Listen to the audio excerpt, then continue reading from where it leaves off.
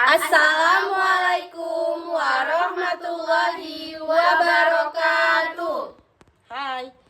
Jadi di sini kami mau membahas tentang materi RPS tugasnya Bu Isni yang berjudul depresi, stres, dan autisme. Jadi di sini kami akan membahas yang pastinya ada pengertiannya, Penyebab, perilaku, solusinya, dan perilaku contoh. Oke, itu. Terima kasih. Baik, di sini saya akan menjelaskan dari pengertian stres dan depresi. Stres dan depresi adalah dua kata yang berbeda, sering diartikan sama. Stres adalah jenis ketegangan yang muncul akibat kehidupan sehari-hari. Sedangkan depresi adalah perubahan suasana hati yang disebabkan oleh ketidaksinambungan hormon. Kedua kata tersebut seharusnya memiliki arti yang sangat berbeda. Stres lebih mudah dialami oleh pelajar dan ada sebanyak 85 pelajar mengalami stres setiap harinya. Stres dan depresi merupakan dua kata dengan makna yang berbeda. Stres adalah perasaan yang tidak nyaman yang terbentuk akibat perilaku banyak tekanan mental atau emosional. Hal ini dipicu oleh ketegangan yang terjadi dalam kehidupan sehari-hari seperti tekanan tempat kerja, masalah rumah tangga, dan hal-hal lainnya. Depresi adalah jenis perubahan suasana hati yang disebabkan oleh ketidakseimbangan hormon. Depresi sebagian besar disebabkan oleh kurangnya rasa percaya diri, pesimisme, dan faktor negatif lainnya. Stres dapat menjadi salah satu pemicu timbulnya depresi jika dibiarkan berkepanjangan dan tidak diobati. Baik, terima kasih. Baiklah, saya akan menjelaskan mengenai penyebab stres dan depresi pada anak usia dini. Stres dan depresi pada anak usia dini bisa disebabkan oleh berbagai faktor, termasuk perubahan dalam kehidupan keluarga, perceraian orang tua, masalah sekolah, atau trauma. Gejalanya mungkin berbeda dari orang dewasa dan bisa termasuk perubahan perilaku, masalah tidur atau makan, perasaan sedih atau cemas yang berlebihan, serta ketidakmampuan untuk menikmati hal-hal yang biasa mereka nikmati. Penting untuk memberikan dukungan emosional dan mencari bantuan profesional jika diperlukan. Mendengarkan dengan penuh perhatian, memberikan cinta dan dukungan yang stabil, serta menciptakan lingkungan yang aman dan terbuka untuk berbicara dapat membantu anak mengatasi stres dan depresi. Jika Anda khawatir tentang kesejahteraan anak, konsultasikan dengan dokter ahli atau kesehatan mental. Stres dan depresi pada anak usia dini dapat disebabkan oleh berbagai faktor, termasuk yang pertama, perubahan keluarga seperti perceraian, kematian orang terkasih, atau masalah dalam hubungan orang tua. Yang kedua, masalah sekolah, misalnya tekanan akademik, masalah dengan teman sebaya, atau perasaan tidak kompeten di sekolah. Yang ketiga, trauma, pengalaman traumatis seperti kecelakaan, kekerasan, atau kehilangan yang mendalam dapat menyebabkan stres dan depresi pada anak.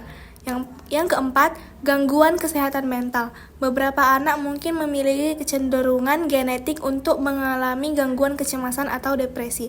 Yang kelima, perubahan lingkungan, seperti pindah rumah, kehilangan lingkungan sosial yang stabil, atau situasi keuangan yang sulit dalam keluarga. Yang keenam, konflik dalam keluarga. Pertengkaran atau ketegangan antara anggota keluarga dapat memberikan dampak emosional yang signifikan pada anak. Yang ketujuh, kekurangan perhatian dan dukungan. Kurangnya perhatian atau dukungan dari orang tua atau pengasuh juga dapat menyebabkan stres dan depresi pada anak.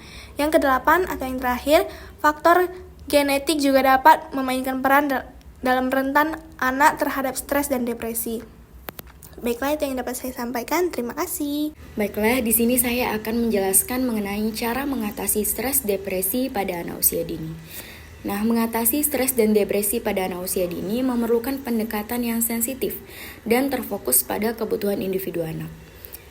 Ada beberapa strategi yang dapat membantu, termasuk memberikan dukungan emosional, menciptakan lingkungan yang aman dan mendukung, melibatkan anak dalam aktivitas yang menyenangkan dan bermanfaat, serta mengajak anak untuk berbicara tentang perasaannya.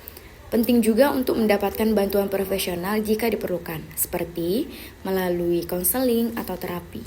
Adapun contoh perilaku depresi stres yaitu seperti rasa sedih, cemas, atau mudah marah, hilang minat untuk bergaul dan melakukan kegiatan yang biasanya disukai, menarik diri dari orang lain dan merasa kesepian, merasa tidak berharga, tidak punya harapan, atau merasa bersalah. Autisme pada anak usia dini adalah gangguan perkembangan neurologis yang umumnya terjadi sebelum usia 3 tahun.